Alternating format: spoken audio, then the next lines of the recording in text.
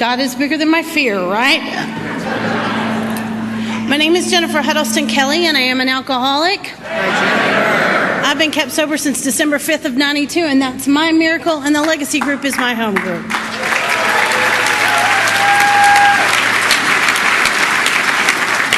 And it is such an honor and a privilege to get to be at a meeting of Alcoholics Anonymous. I'd rather be at a smaller one. You should have heard him laugh at dinner last night when I said, I'm not really big on large crowds. And they cracked up. And hi, everybody over there. Okay, somebody's probably going to need to get the signer a Red Bull because I'm really amped up right now. I want to thank the committee and my hostess and all of you for your enthusiasm in Alcoholics Anonymous. This is an amazing event. And it's hardly intimidating at all when 20 people have a big book older than me. What I'm instructed to do is tell you in a general way what I used to be like, what happened, and what I'm like now. I'm not that good at it in a general way, and I hope that you won't be shocked at my worldliness and levity, but please know that just underneath it there is a deadly earnestness, and that I have not forgotten the fatal malady, and that it does, that it is out to kill me. And you know, that what we have is a daily reprieve. We have a stay of execution. And what am I willing to do for this one day to protect this gift of sobriety that God gave me? And what I'm willing to do is stand up here and twitch for just a few minutes until the oxygen gets back to my brain. I was born at a very early age on November 16th of 1966. That's 111666 for you Revelations fans. And I was born to a football coach and an English teacher. And they are very nice, very boring people. My mom and dad met, they dated, they got married, and they had sex in that order. They went to work and they went to church, and they did the right thing even when nobody was looking. And I was happy and healthy and well-adjusted for almost 3 whole years. We have pictures. I recognize that this is Alcoholics Anonymous, and I will try to respect the traditions from the podium, but my first drug of choice was attention, and I have not fully recovered, though I'm getting there right now. And right before I turned 3, they brought home a little melon-headed baby named Jill, and she ruined everything. I blamed her for the next 30 years for every decision I made because she interfered with the attention. And she also ruined any opportunity I might have to blame my alcoholism on my parents, because I was willing to blame it on anybody standing still.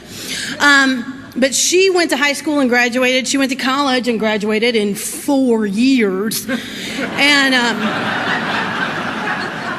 I'm 45 and I'm a sophomore. It's the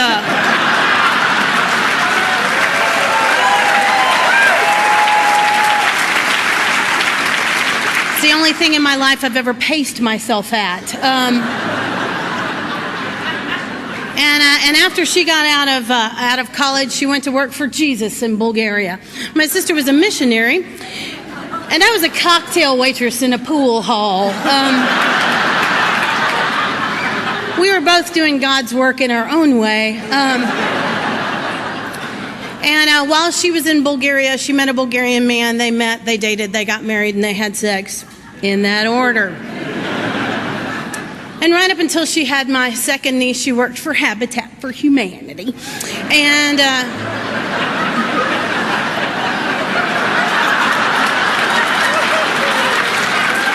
she did not do that because she had a sponsor that said, you'll die if you don't do service work. She did that because she figured out all by her lonesome that being of service to others is a great way to live. I'm not that bright. I was born with a twitch. I'm like a human chihuahua in a rather big package. And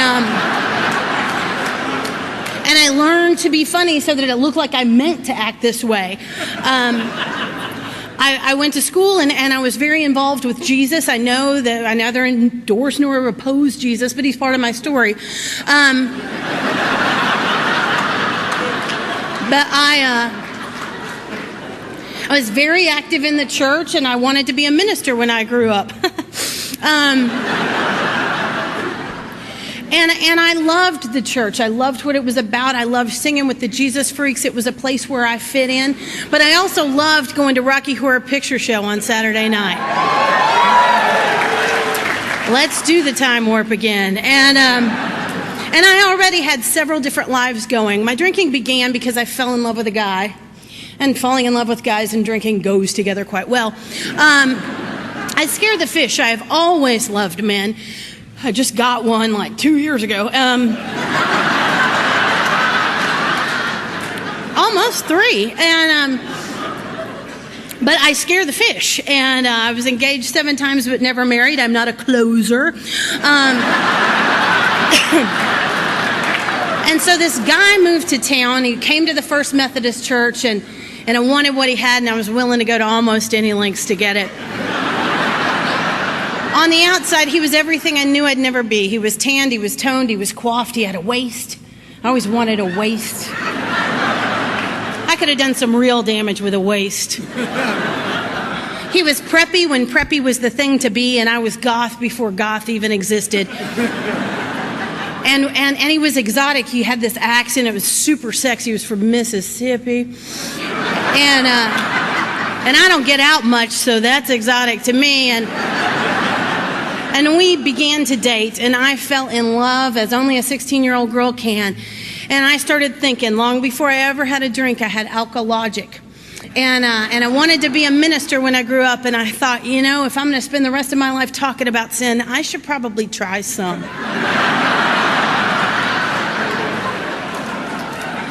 And being a nice little church girl, I decided that he was going to deflower me, and then he'd have to marry me. And he was perfect. We hated the same people. We were disillusioned by the same things. He taught me how to shoplift. I mean, we had a future. And so one night we went out on this date, and the moon was full, and we just gotten a pretty good haul from the mall, and there was a little Lionel Richie playing on the radio, and that's when I prepared to pounce. I didn't talk to him about the deflowering. I took matters into my own hands. I had seen a couple of Molly Ringwald movies. I had the basic information. And so I prepared to pounce, and that's the moment in which he came out of the closet. I know. That's just the first time that's going to happen. And I am so selfish and self-centered, I thought he was gay at me. And I spent the next 2 years trying to convince him he wasn't really committed to that lifestyle. And he still is. But I got mad at him, and I got mad at God, and I got drunk. My first time to drink was an act of defiance against God, and I meant it. I was tired of being good. If I didn't get my own way, I was going to do it my way. And I started out a closet drinker. Me and my friend Susie got drunk in a closet. And we had a bottle of Boone's Farm Tickle Pink and a bottle of Real Sangria, the middle school wines, yes. And we sat on that closet floor and we got drunk. Susie was a member of the drill team, and she's blonde, and she's like the bite of my life. Because those drill team girls are just delightful, aren't they? You see, inside of me beats the heart of Barbie, but my body's made by Tonka. And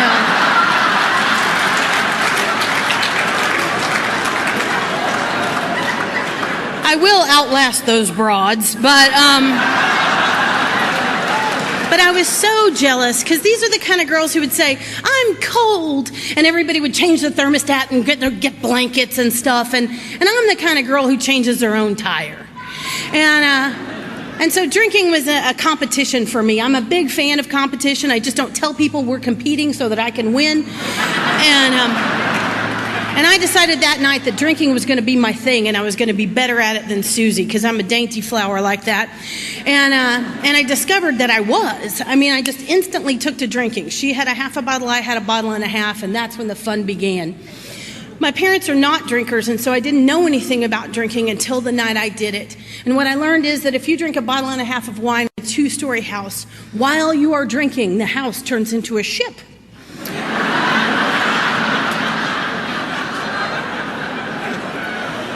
And we're talking in a pirate ship on stormy seas. Because I stood up and lost my balance standing flat-footed on the floor, and I smashed my face into the back of the closet door. And that's when the magic of alcohol began to happen for me. You see, I'm intense and I'm sensitive, and I'm intensely sensitive. I do feeling casseroles. I'm always jealous of people who can do one feeling at a time. And my face made impact with the back of that door, and not only did I not have to feel my emotions, I didn't have to feel my face. And that night, Susie and I came out of the closet, quite literally, and we laughed and we talked and we wet our pants and we puked. It was the most beautiful night of my life. This is the drunk I'll be trying to get back to for the next 10 years. Just wetting my pants with a friend. And then we passed out, and we came to the next morning, and I didn't know anything about drinking, but I learned something else that next morning. A hamster had slept in my mouth. My tongue had grown hair. And I leaned over the bathroom, and I drank several gallons of water over the bathtub, and I drank several gallons of water, and I came downstairs, and my stomach turned into a lava lamp. And we were at this Hispanic girl's house, and her mother made huevos rancheros for breakfast. I know. And so we puked again. And then I got on a bus to sing for Jesus. And I loved it. I mean, I loved both of those things. I loved how it felt to be a part of doing the right thing and singing with the Jesus freak. And I loved how it felt to run off to the parking lot and to meet with those boys and drink out of that 12-pack. I mean, I loved both of those things. And my book said that I could quit right there. But why? I am having fun. I mean, early in my drinking, there was a tug of war about that. But here's how I decided. You see, I would go to church and I would sing those songs and I would hear that sermon and I would get that warm, fuzzy feeling. But about Tuesday, my twitch would start coming back. And I couldn't summon with sufficient force that feeling that I had had on Sunday. But let me tell you about me. Alcohol is so powerful in my life, I don't even have to drink it to feel the effects. All I have to do is plan my next drunk. And I get a sense of ease and comfort that comes over me at once just by planning my next drunk. And so I got drunk. And I went to jail before I even got out of high school because I'm an overachiever. Me and the gay boyfriend stole the street sign and went to Alcatraz. I mean, I wept uncontrollably. It was terrible. He was on one side of the cell block and I was on the other, and he said the dumbest thing I've ever heard. And I've been in AA almost 20 years. I've heard dumb stuff. But this guy said, "Tell your mom and dad it's my fault." And I said, "You can bet on it, buddy. You do not have to tell a girl like me to blame you. This is something that came with the package." I am truly grateful for an inventory that showed me that he had neither the brains nor the maracas to come up with this great plan. It was all me. But I tell you that story to tell you this one. The next morning after I got bailed out of jail, I was the youth speaker at the First Methodist Church. I had a big curling iron burn all the way across my forehead. And I can't prove it, but I'm pretty sure that's the day I stopped looking the world in the eye. And it's an important part of my message to tell you that that had nothing to do with them. I still go to that church today. And I believe that I could tell them the story I'm telling you tonight, and they would carry the same message of love and hope to me that they always had. My mother would die. But I really believe that they would absolutely carry the same message of love and hope. What changed was me. Was my guilt, my shame, and the knowledge in the core of my being that I would drink it again as soon as humanly possible. Because it provided for me what nothing else ever had. It was okay in a bottle. I got out of high school and I went towards college. You've heard how well that went. And the reason was I got scared and I really was. I just didn't know how to do this. I graduated from a really big high school and I was pretty well known. But I got to college and I was anonymous, and I just wandered around there with my little headphones on going, meh, because I don't want you to know I don't know. I'm pretty clear on I don't know, but I don't want you to know I don't know because something horrible could happen. You might help me. And And I was getting suicidal as soon as I got to college. And thank goodness back then the drinking age was 19, and I turned 19 in November, and I got drunk and fell in love. My first night of legal drinking, I fell in love with a guy named Humongous. He was a freshman too, but he was 28. And he had long hair and a long beard, and he didn't like shoes, and well, his friends called him Humongous. And I still don't know why, but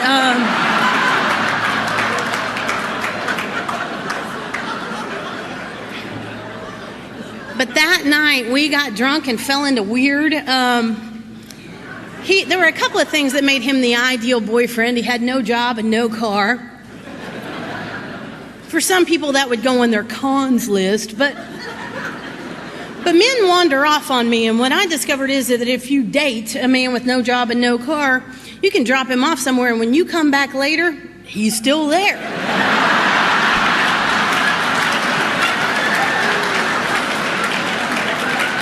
Or he's really easy to track because he's on foot and he looks like Sasquatch.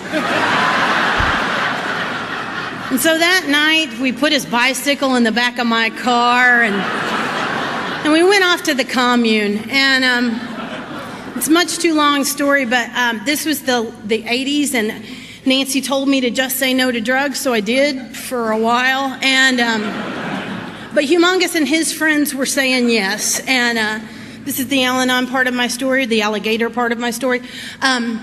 He and his friends were tripping on acid, and what I will say for them is they were very organized people. I have noticed that alcoholics get in the middle of a drunk and go, "We need a plan," and we have absolutely no equipment to make one with. Now, these guys were doing all their planning on the front end, which is brilliant in its simplicity. And they would build a bonfire and hire a band and synchronize the sundial, whatever. And they would all do this stuff all at once. And I had a responsibility at these parties. I was the chaperone for their acid trips. And I had two responsibilities. I had to make sure that they didn't run into the fire or touch sharp things. And I got instantly good at this job. And I had fun. Now, I didn't know it until I did an inventory in Alcoholics Anonymous, because I have to be sober to get honest about my drinking. But the reason I loved these guys were they were not the kind of people who were going to say, "Jennifer, we're concerned about your drinking."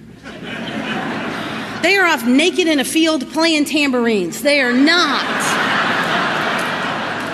counting how many beers I'm drinking. And so I got to sit on the cooler and drink the way I like to drink, and nobody bothered me. And it was a beautiful time. I liked having a boyfriend, so I got 5 or 6 more. Just because this is AA and I'm supposed to be honest, I will tell you that maybe none of them thought of me as their girlfriend. But I've noticed that alcoholic women kind of have a sliding scale on what constitutes a relationship. And it's my story, so I get to tell it the way I want to.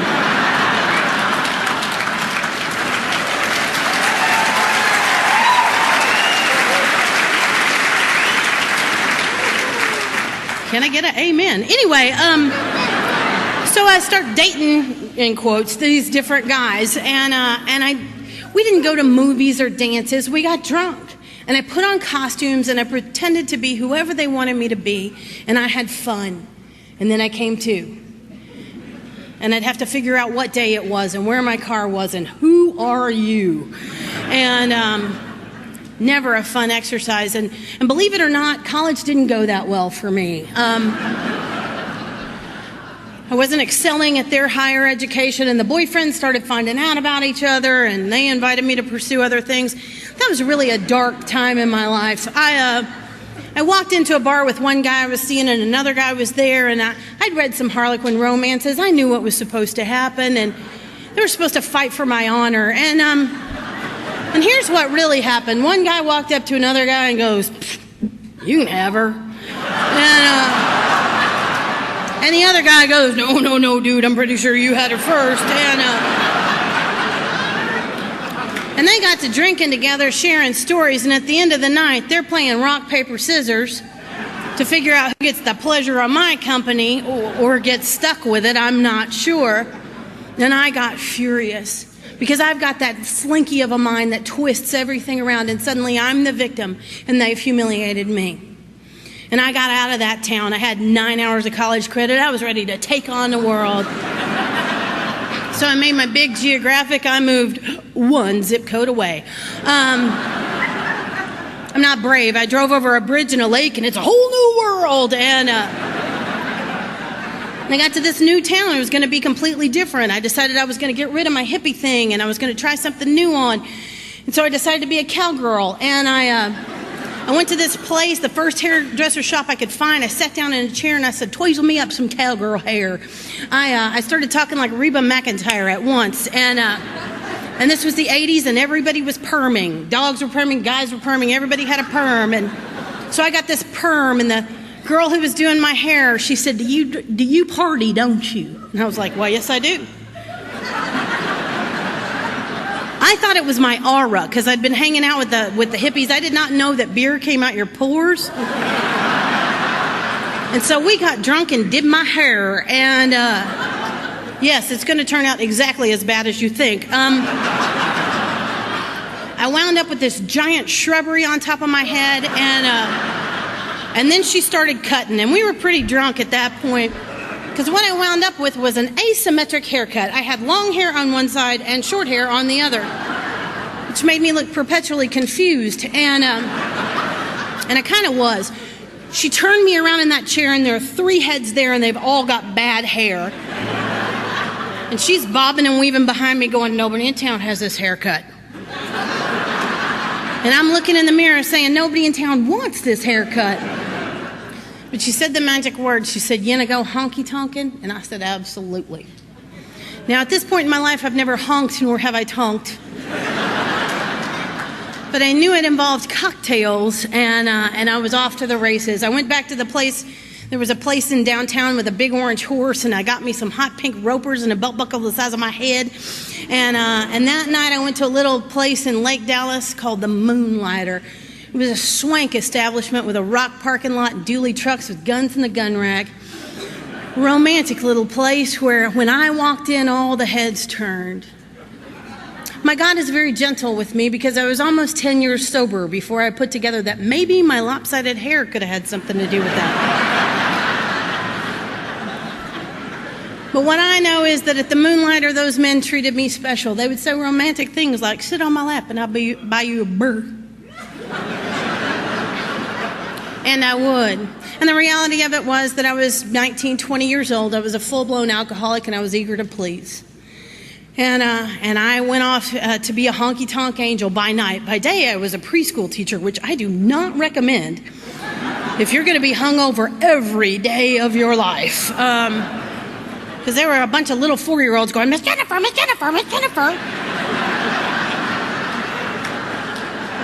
And I got one of those hangovers where if I sneeze, one of my eyeballs will shoot right out of my head. So Miss Jennifer's saying, "We're going to need to be quiet today." And I'm detoxing in the daycare. And I'm grateful that's funny today, because I knew that it was a privilege to get to take care of those kids, and yet alcoholism is much stronger than my desire to do the right thing. As a matter of fact, while working at that daycare, I began to use outside issues. It's not something I'm proud of. As a matter of fact, it's a thing I'm greatly disappointed in myself about, because I was never going to do that. But it's one of the ways that I know the progression of this disease, because I had said no to it a million times. I was at a party with the girl who screwed up my hair, and she offered it to me one more time. And I said, "I'm not going to do it." And she said the magic word. She said, "It'll make you last as long as the party." And I said, "Get out of my way." And I crossed a line I was never going to cross, one of many that I was never going to cross. And off we go. And it made me a very quick preschool teacher. And eventually I quit teaching preschool to go be a bartender. And because pretty much it's the same job as drunks and 4-year-olds. It's just the refreshments are better at the bar. And I got paid to drink. And at least that's the way I looked at it. My employer had a different idea. Then that's when I started getting DWIs, and I got one, and that's no big deal. I mean, I just kind of figured it's like patches in the Girl Scout. All party girls get one DWI. It's like waking up with a guy who, in the morning has fewer limbs than he did when you were dancing with him the night before. It happens. So you get your patch, and wish that weren't a true story. 'Cause I still have flashbacks on that one. But I just figured that happens, and then less than 6 months later, I'm on the side of the road getting a second DWI. And man, if you want to make the state of Texas mad, get a second DWI before you've been convicted on your first. Yeah. And so that's when I started really thinking about things, and I discovered I did have a problem, had a driving problem. And so I moved next door to my bar of choice. I got me a home bar, and I thought that would solve the problem. And what happened to me was I sat on the same bar stool. This is not what happened. The way that my disease progressed is that I sat on the same bar stool night after night, day after day, week after week, year after year, developing what my friend Blind Joe calls the skid row of the soul. And there were men and no men, jobs and no jobs, utilities and no utilities. I'm an alcoholic woman, and so I put myself in situations and circumstances that I had to be sober to get out of, and I was never sober. And some things began to happen to me that were, I could no longer call a party. But it is one of the reasons that I know that I'm an alcoholic, because my book tells me that these situations and circumstances that I found myself in would be a sufficient reason for a heavy drinker or a normal drinker to stop or moderate. But I am not a normal drinker or a heavy drinker. I'm an alcoholic. And one of the very first words that I ever looked up in Alcoholics Anonymous was oblivion, because our book says that's why we drink. We drink seeking oblivion, and the definition that I found was to seek to forget or to be forgotten. And that's why I drank. From then on out, it was no longer about play. It was no longer about fun. It was drinking to forget or to be forgotten. And gradually things got worse.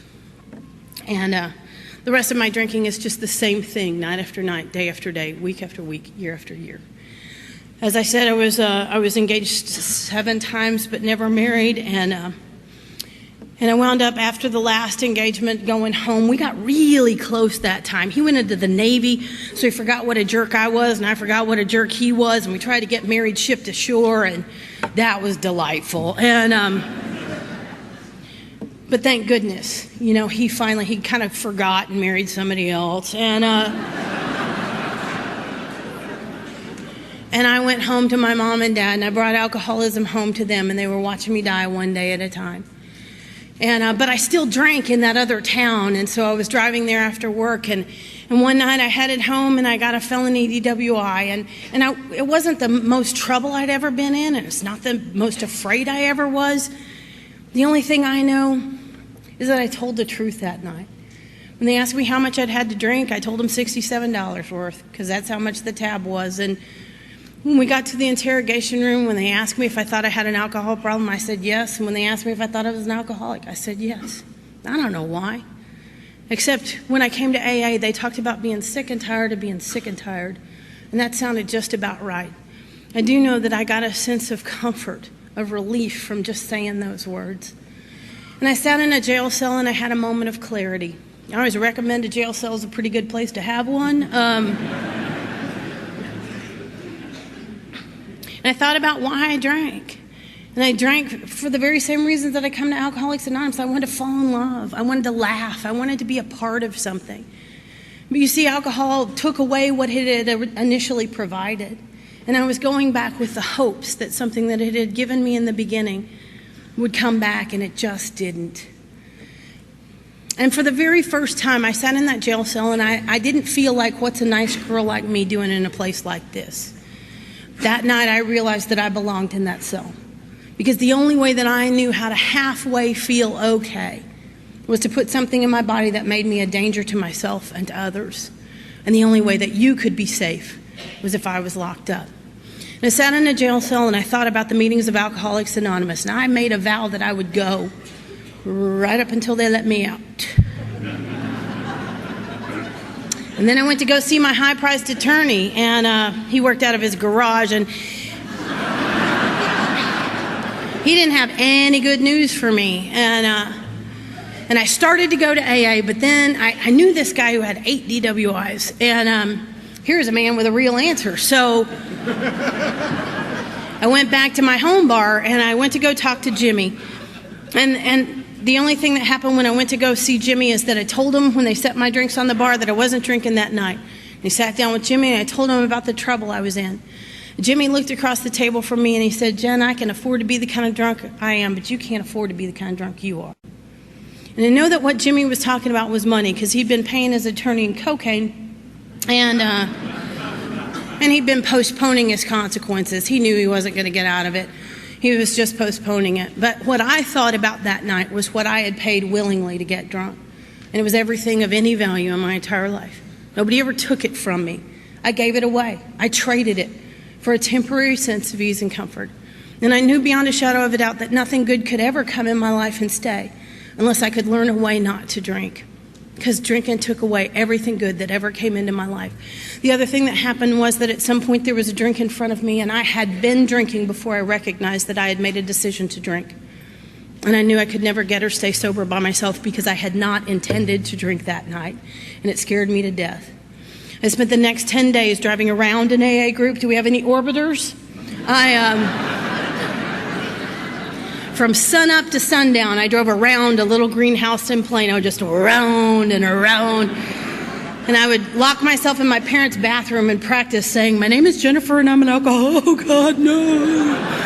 I would just cry. And on December 4th of 1992, I reached what my book calls the jumping off place, where I could no longer imagine life with or without alcohol. I was desperate. And I made a deal with God in the parking lot of that little group with that little greenhouse, and I told God I would go to one meeting, and if I heard something I could hang on to, I'd go back for one more, and that was the only thing I could promise. If it didn't work, I was going to kill myself. And God can work with that kind of willingness. Because I walked into the Plano group, and it was a wonder to behold. It's the quintessential AA group. It had brown walls. Nobody knows what color they started out, but they were brown when I got there. You opened up the door, and the smoke poured out, and the Plano group was the place where furniture goes to die.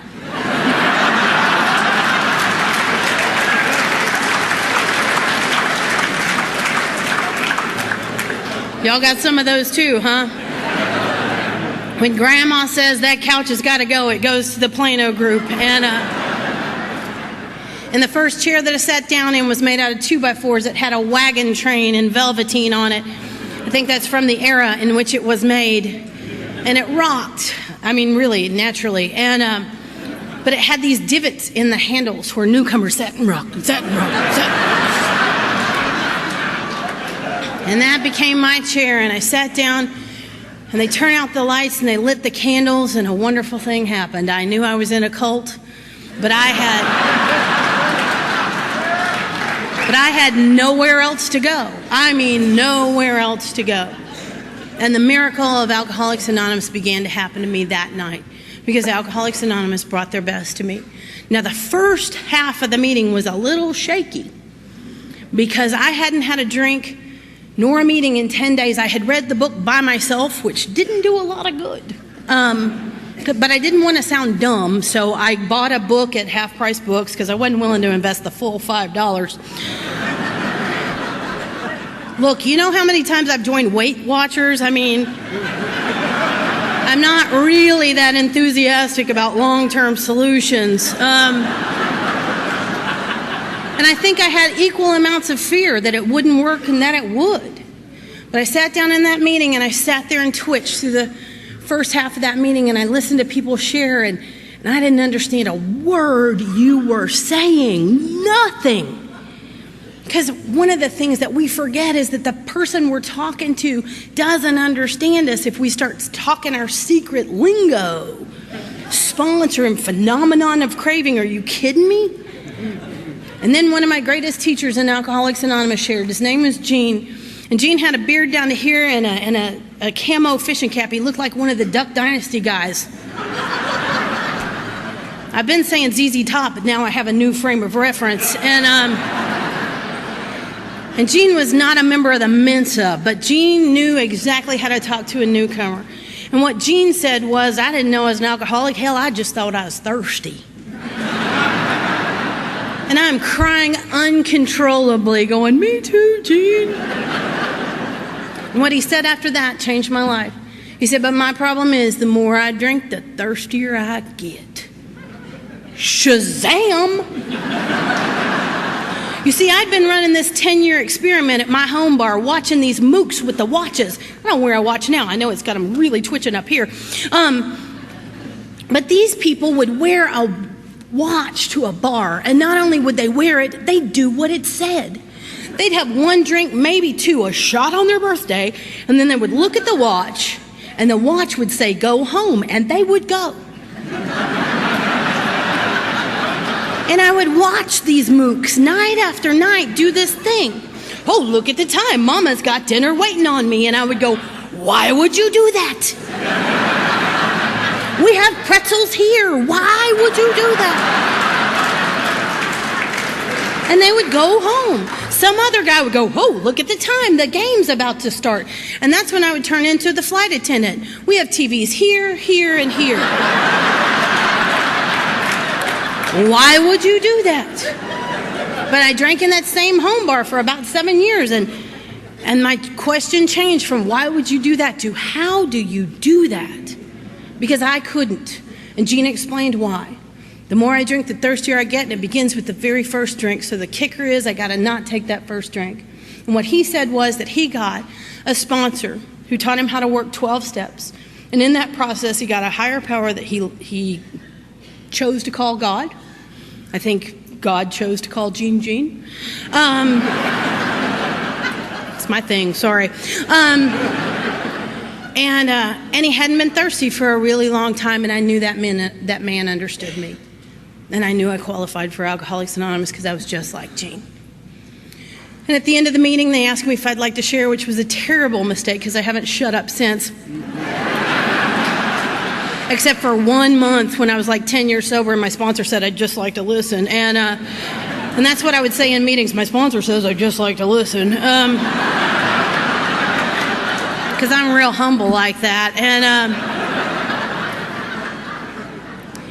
But I listened to what went on in that meeting. And I think it's really important for us to remember that AA is what we show the newcomer that it is.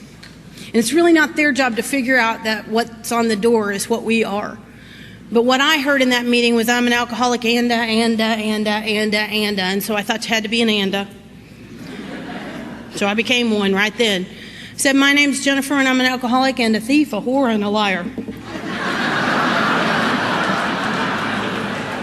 I didn't know that when you said alcoholic, you pretty much had the rest of that covered.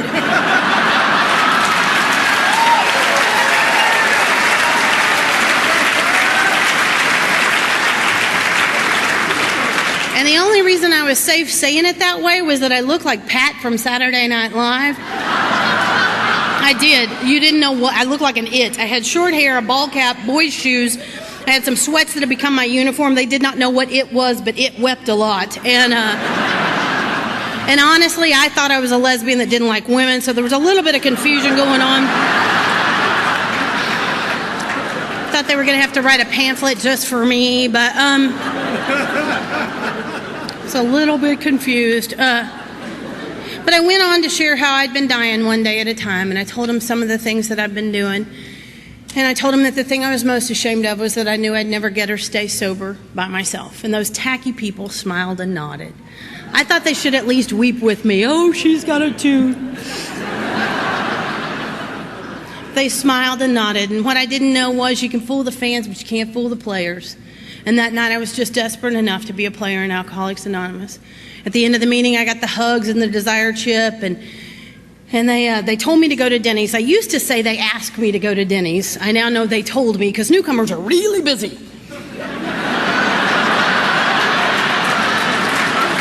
I mean, we don't want to go anywhere if we don't know what's going on, you know, and so they must have told me to go because I went, and I went thinking that's where you filled out the paperwork.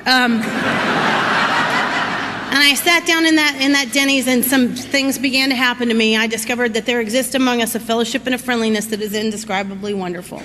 You laughed at things that were not funny. You have no volume control. I have no idea why it's called anonymous, because people kept saying, isn't that just like an alcoholic? And I am underneath the menu singing Kumbaya because I am dying. That ego comes back real quick. I'm sitting underneath that menu going, I was the almost homecoming queen in 1985. You heard what I looked like that night. But you made me laugh. I didn't know that if you're at Denny's at 3 in the morning, you're a member of AA or a future member of AA. There's nothing to worry about.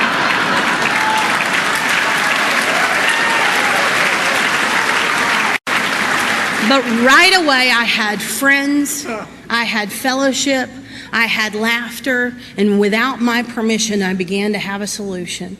And I showed up to Alcoholics Anonymous, and you accidentally set the hook. This guy walked up to me and goes, hey, your name's Jennifer, right? And I'm like, whoa, whoa. What have you heard? You know, and he said, really, is your name Jennifer? I said, yeah. He said, did you drink today? I said, no. And he said, welcome to your second day of sobriety. And the big deal, it's not that he knew it was my second day of sobriety. The big deal is he knew my name. And I don't ever want to forget that. The big deal was he knew my name. And I fell in love with you. I came back because I couldn't wait to hear your stories. Before I had a God of my understanding, I had you. I had your stories, and I came back to hear what happened next. You were better than anything on TV. I had to see if Chris and Richard broke up, and I needed to know what happened next. If Bob got a job, and, you know, all kinds of stuff began to happen. I got a sponsor because I got bullied into it. You know, the women and the little pecks and herds, get a sponsor, come to the women's meeting, get a sponsor.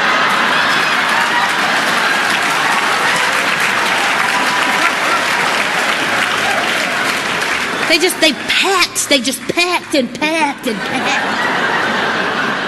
And I got a sponsor. Now, I didn't know. The first woman I asked, they told me to find somebody I could relate to. The first woman I asked had 3 days of sobriety. That is a dumb thing to tell somebody. But eventually I found a woman with multiple years of sobriety. She hadn't worked on all 12 steps. I didn't know it, and it didn't matter. I did what she told me to do.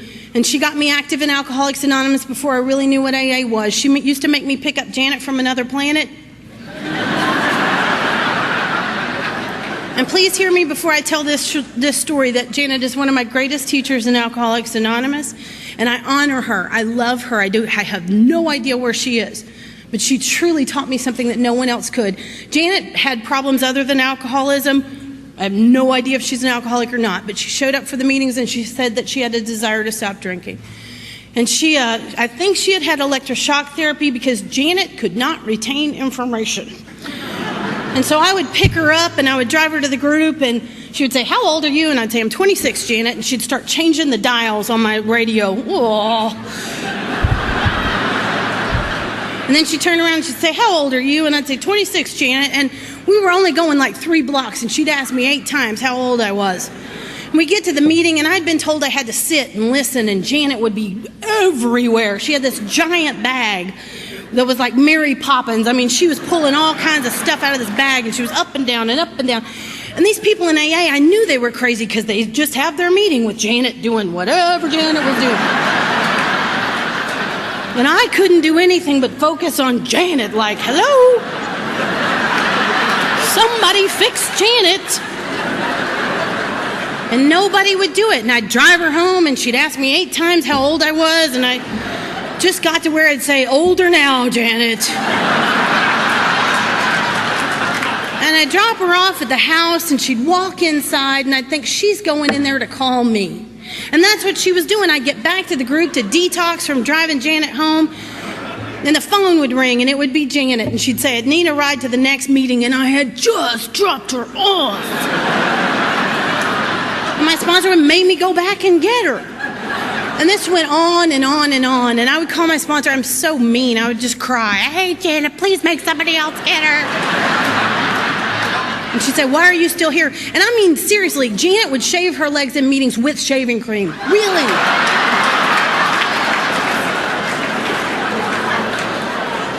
And so I start taking Janet back and forth to these meetings, and during this time, my sponsor told me I had an enormous ego, and I felt so sorry for her because she was sponsoring a lot of women. I'm low self-esteem, I'm not enormous ego, but I didn't tell her that to straighten it all out. I just let her slide. And so I drive Janet to the meeting, and we're on the way back, and all of a sudden I realize God's put Janet in my life. I'm supposed to help Janet. I mean, nobody else is doing this job. It's my turn. So I began to 12-step Janet in the car. I said, Janet, I'm going to need a favor out of you. These meetings are real important, and I get something out of every meeting I go to, and maybe if you would sit down and listen, maybe you could find you a sponsor. And with a sponsor, you could work the steps. And maybe if you work the steps, your life would totally change. And y'all, I saw it. The lights came on. And I got so excited because I knew she was fixing to ask me to sponsor her. And so I did what would become a pattern. I kept talking until I snuffed that out completely.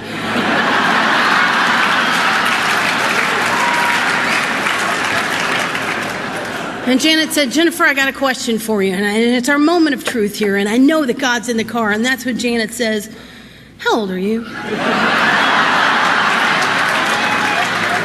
And I'm watching Janet walk inside. And I start laughing and crying and banging my head on the steering wheel.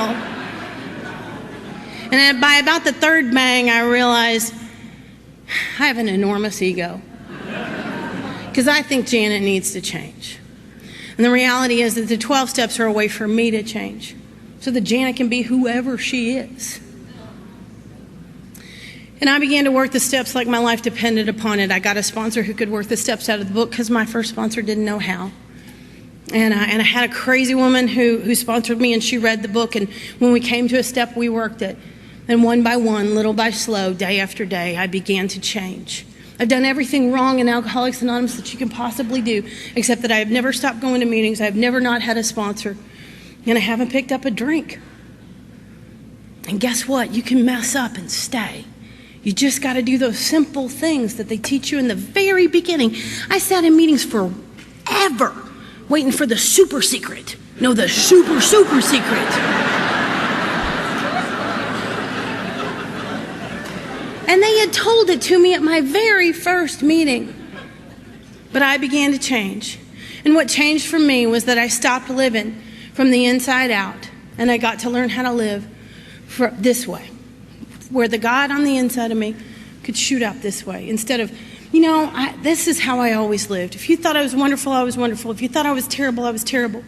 And all of a sudden, I get a God on the inside of me that's just going to sustain me no matter what. And that took me a long time. I was probably more than 10 years sober before I truly believed that God was going to provide everything that I needed. And I got to work with a ton of crazy women. I never get a sane one, and they don't last long with me. They don't. I always love it when people say, how many women are you working with? Because it takes fractions, And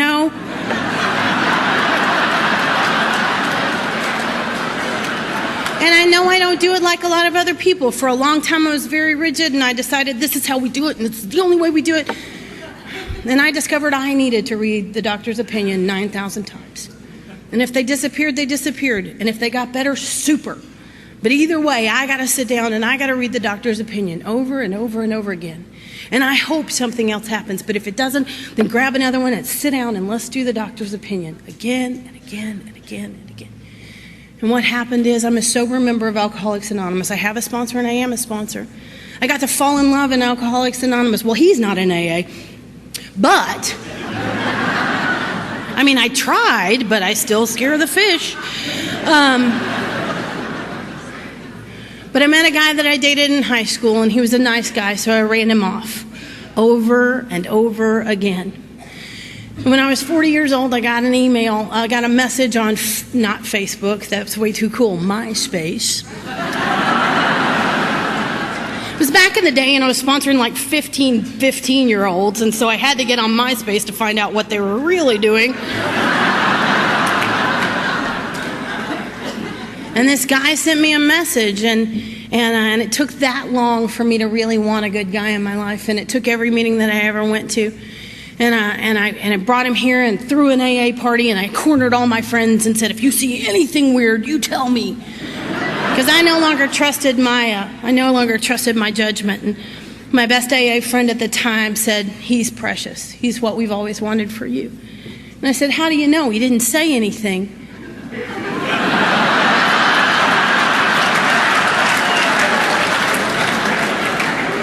And he said, because Steve looks at you like we look at you, and we love you. So I married him, and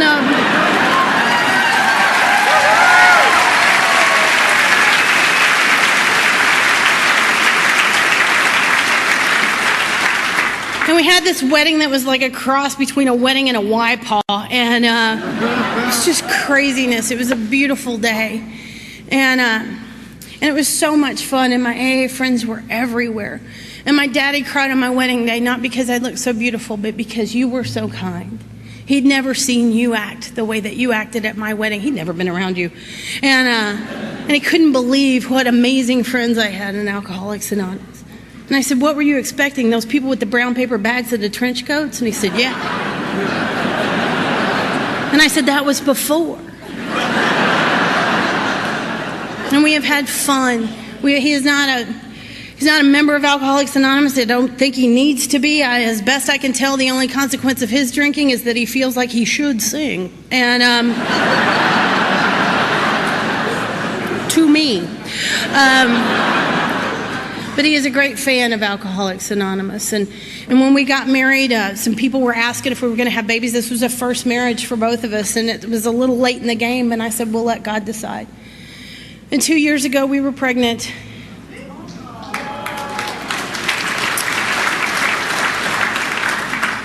And 9 weeks later, we weren't. And no, but it's a really cool story. Because God gave me absolutely everything that I needed through that time. I went to the meeting I needed to go to so that I could get on my knees and say the third step prayer and give that baby in my marriage to God, because I was freaked out. I got to ride around with my husband and pick baby names. And when things went wrong, I had the absolute perfect doctor who told me what it would look like if things were going right, and who told me what it would look like if things were going wrong. And when things went wrong, I cried. I've never heard that bad. For 3 days, I cried, and then I woke up and said, what's next? And I don't understand how that happened. I really thought I did something wrong. I walked around for a year thinking I did something wrong because I was okay. And I kept thinking I'm not supposed to be okay. I've had breakups in sobriety that jacked me up for 8 years, y'all. I'm not that well adjusted. I'm not that powerful. But 12 steps in a God of my understanding is.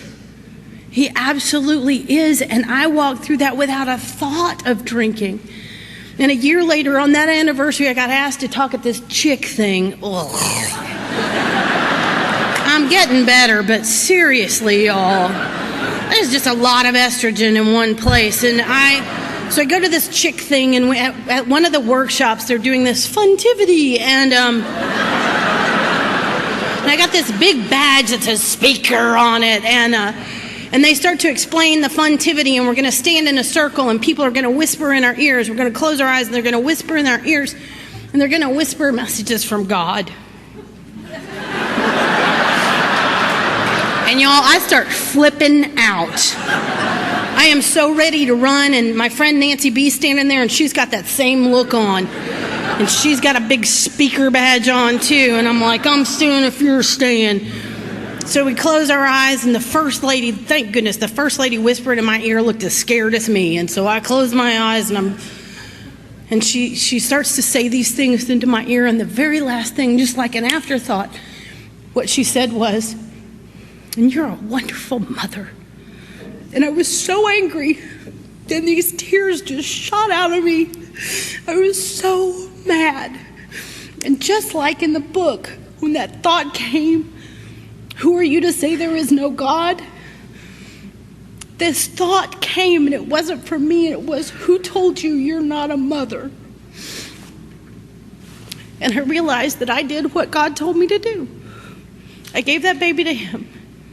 And I left it there. And that's why I was okay. Alcoholics Anonymous and those 12 steps are powerful enough to walk through anything. And we can be okay.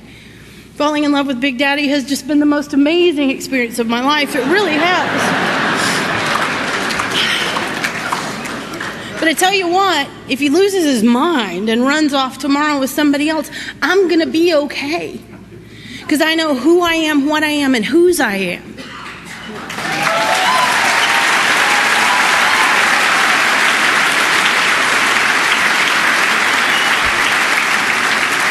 We had a very charmed courtship, but the last 6 months have been orientation. We have tried out all of the vows. Job, no job, health, no health, money, no money.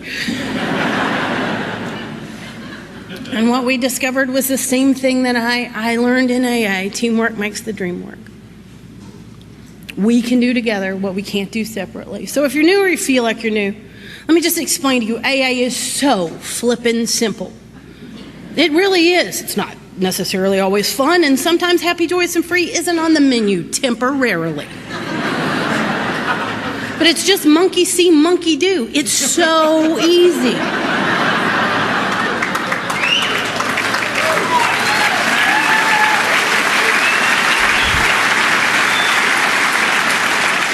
The very hardest part is figuring out and staying convinced that you too are a monkey. I'm so grateful I get to hang with you. I'm glad to be here. It's a good day to be sober.